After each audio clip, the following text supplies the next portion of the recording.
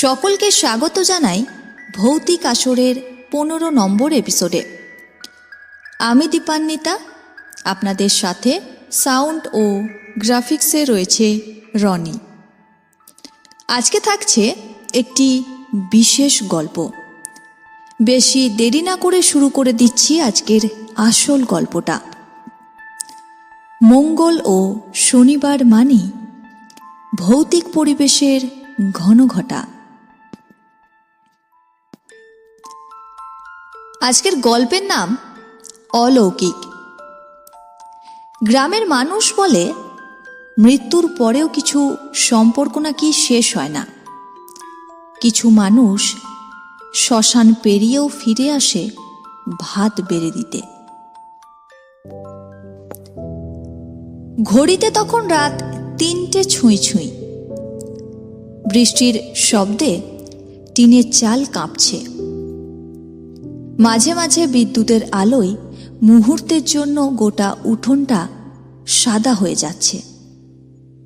অন্ধকার যেন গিলে নিচ্ছে সবটা। ঠিক এমনই এক রাতে গোটা গ্রাম যেন নিঃশ্বাস আটকে শুয়ে আছে। দক্ষিণ পাড়ার শেষ প্রান্তে দাঁড়িয়ে আছে হরিপদ চক্রবর্তীর পুরনো মাটির বাড়ি। এক চালা, ভাঙা দেওয়াল, জানালায় মরচে ধরা গ্রিল। আজ সন্ধ্যাতেই নিজের হাতে স্ত্রী মাধবীর শেষকৃত্য সেরে ফিরেছেন হরিপদ। বিয়ের 28 বছর পর আজ প্রথমবার তিনি একা। হঠাৎই ব্রেন হ্যামারেজ। হাসপাতালে পৌঁছানোর আগেই সবটা শেষ হয়ে যায়। ছেলে থাকে ব্যাঙ্গালোরে, মেয়ের শ্বশুরবাড়ি অনেকটা দূরে। শ্মশানে বিদ্যুৎ ছিল না, কাদায় পা পিছলে যাচ্ছিল। তবু কাঁধে করে স্ত্রীর দেহ নিয়ে গিয়েছিলেন হরিপদ। শ্মশান থেকে ফেরার সময় তার হাতে ছিল একখানা ছেঁড়া লাল শাড়ির আঁচল আর গঙ্গা জলের ছোট্ট পুঁটলি। বাড়ি ফিরে দরজা বন্ধ করেছিলেন ভেতর থেকে। এই বাড়ির পাশের ভাড়া ঘরে থাকে শ্রেয়া।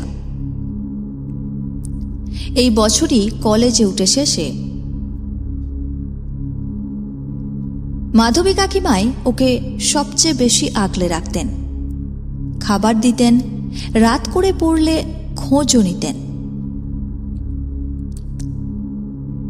সকালে মাধবী কাকিমার মৃত্যু সংবাদ শুনেও শ্রেয়া কাঁদতে পারেনি। বুকের ভেতর শুধু একটা অদ্ভুত ভার। রাত বাড়তেই বৃষ্টির শব্দের ফাঁকে সে শুনল একটা শব্দ। হরিপদ কাকুর দরজা খোলার শব্দ। শ্রেয়া ভাবল কাকু মনে হয় ফিরেছেন। উনুনে জল বসিয়ে 1 গ্লাস গরম জল নিয়ে উঠোন পেরিয়ে কাকুর দরজায় দাঁড়ালো সে। দরজাটা হালকা ঠেলা দিতেই ঠিক তখন বিদ্যুৎ চমকালো। এক পলকের আলোয় শ্রেয়া যা দেখল সেটুকুই যথেষ্ট ছিল তার জীবন বদলে দেওয়ার জন্য। মেঝেতে পাতা পুরনো মাদুর, আর সেখানে বসে আছেন হরিপদ কাকু। সামনে এক থালা ভাত। ঠিক তার উল্টো দিকে হাঁটু মুড়ে বসে ভাত বাড়ছেন কেউ একজন। সেটা আর কেউ না, মাধবী কাকিমা। একই লাল শাড়ি যেটা তিনি শেষবার লক্ষ্মী পুজোয় পরেছিলেন। মাধবী কাকিমা চুল এলোমেলো, মুখটা অস্বাভাবিকভাবে ফ্যাকাশে, ঠোঁটের কোণ নীলচে, চোখের নিচে কালো দাগ, যেন অনেক দিন তিনি ঘুমাননি। এই দৃশ্য দেখে শ্রেয়ার হাত থেকে গরম জল পড়ে গেল। শব্দ হতেই কাকিমা মুখ তুললেন, শ্রেয়ার দিকে তাকিয়ে হাসলেন, কিন্তু তার হাসিটা স্বাভাবিক নয়, খুব শান্ত। শ্রেয়ার দিকে তাকিয়ে তিনি বললেন, শ্রেয়া, তোর জন্য আলাদা করে মাছ রেখেছিলাম মা, আর দেওয়া হলো না।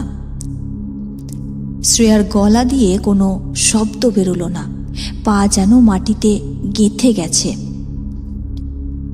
হরিপদ কাকু ধীরে বললেন, ভয় পাস না মা, ও তো তোর কাকিমা, এত বছর একসঙ্গে ছিলাম, ওকে একা রেখে কি করে থাকি বলতো। ঘরের ভেতর হঠাৎ ঠান্ডা বাতাস বয়ে গেল, হ্যারিকেনের শিখা কেঁপে উঠল, শ্রেয়ার কানে ভেসে এলো চাপা ফিসফিস, যেন দেওয়ালের ভেতর থেকে কেউ কথা বলছে। এই দৃশ্য দেখে সেখানে আর দাঁড়ায়নি শ্রেয়া, দৌড়ে বেরিয়ে এলো ঘর থেকে। পেছন থেকে শোনা গেল দুজন মানুষের একসঙ্গে হাসির শব্দ, খুব শান্ত, খুব আপন। পরের দিন সকালে মানুষের চিৎকারে ঘুম ভাঙল শ্রেয়ার। লোকজন ভিড় করেছে উঠোনে। কাল রাতে নাকি হরিপদবাবু শ্মশান থেকে আর বাড়িতেই ফেরেননি, তিনি নদীতে ঝাঁপ দিয়েছিলেন। আজ ভোরে দেহ পাওয়া গেছে 10 কিলোমিটার দূরে। এই কথা শুনে শ্রেয়ার মাথা ঘুরে গেল। তাহলে কাল রাতে সে কার সাথে কথা বলেছিল? শ্রেয়া গিয়ে দেখে ঘর খোলা, হ্যারিকেনও তখনও জ্বলছে, মেঝেতে ভাঙা গ্লাস, ভেজা ভাত আর কিছুটা আলু ভাজার গন্ধ।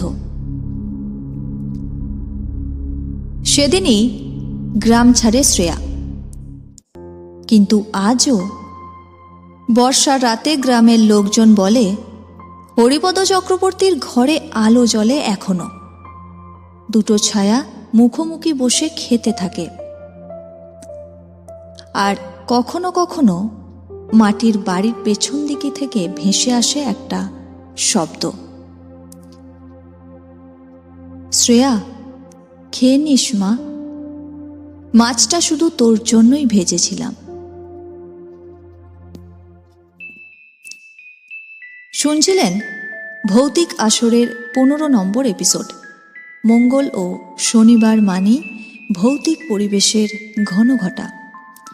আপনার যদি এরকম কোনো অভিজ্ঞতা থেকে থাকে তাহলে আমাদের জানাতে পারেন 8250163315 এই হোয়াটসঅ্যাপ নাম্বারে। আর গল্প ভালো লাগলে অবশ্যই লাইক ও একটি কমেন্ট করে জানিয়ে দিন কেমন লাগলো। আর সাবস্ক্রাইব করতে ভুলবেন না, আপনাদের সাপোর্ট একান্ত কাম্য।